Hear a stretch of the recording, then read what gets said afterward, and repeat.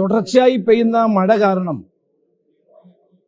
ഇന്ന് കേരളം മുഴുവൻ പനിക്കിടക്കയിലായിരിക്കുകയാണ്. ആയിരക്കണക്കിന് ആളുകളാണ് ആശുപത്രിയിൽ പനിക്കും അതോടൊപ്പം സാംക്രമിക രോഗങ്ങൾ മൂലവും ആശുപത്രിയിൽ എത്തുന്നത്. ദൗർഭാഗ്യവശാൽ കേരളത്തിലെ ആരോഗ്യ വകുപ്പ് പരിപൂർണമായി പരാജയപ്പെട്ടിരിക്കുകയാണ്.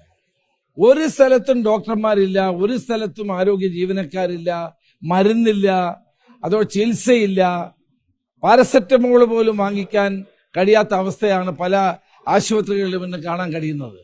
പ്രാഥമിക ആരോഗ്യ കേന്ദ്രങ്ങളിലോ CHCകളിലോ പോയാൽ ആളുകൾക്ക് ചികിത്സ കിട്ടുന്നില്ലെന്നുള്ള പരാതി വളരെ വ്യാപകമാണ്.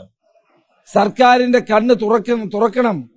അടിയന്തരമായി മുഖ്യമന്ത്രി ഇടപെടണം. ഈ കേരളത്തിലെ ആയിരക്കണക്കിന് ജനങ്ങൾ ഇന്ന് അനുഭവിക്കുന്ന ഈ ദുരിതം, മെഡിക്കൽ കോളേജിലൊക്കെയാണ് ആളുകൾ വന്ന് കൊന്നുകൂടിയിട്ട് അവർക്ക് കിടക്കാൻ പോലും സ്ഥലമില്ലാത്ത അവസ്ഥയാണ് പലയിടത്തും.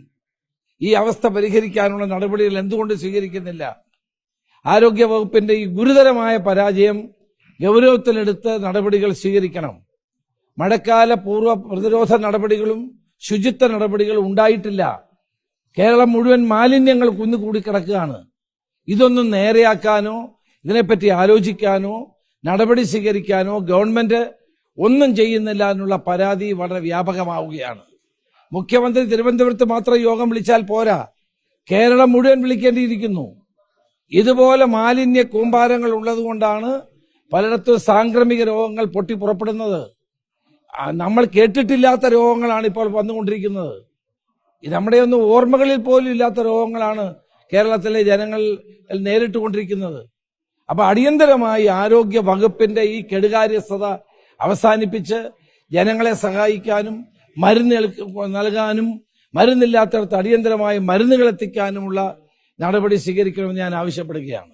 മുരളീധരൻ വരുമെന്ന് തന്നെയാണ് എന്റെ പ്രതീക്ഷ. അദ്ദേഹത്തെ ക്ഷണിച്ചിട്ടുണ്ട് എന്നുള്ളതാണ് എനിക്ക് മനസ്സിലാക്കാൻ കഴിയുന്നത്. കേരളത്തിലെ കോൺഗ്രസ് എല്ലാവരും ഉൾക്കൊള്ളുന്നതാണ്. എല്ലാവരും ഒറ്റക്കെട്ടായി കൊണ്ടുപോകുക എന്നുള്ളത് തന്നെയാണ് ഞങ്ങളുടെ നയം. അതിനുവേണ്ടിയിട്ടാണ് ശ്രമിക്കുന്നത്.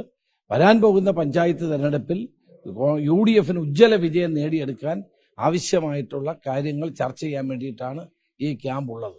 അതുകൊണ്ട് ഈ ക്യാമ്പിലൂടെ ഞങ്ങൾ പരിപാടികൾ രൂപീകരിക്കും, ശക്തമായി തന്നെ മുന്നോട്ട് പോകും.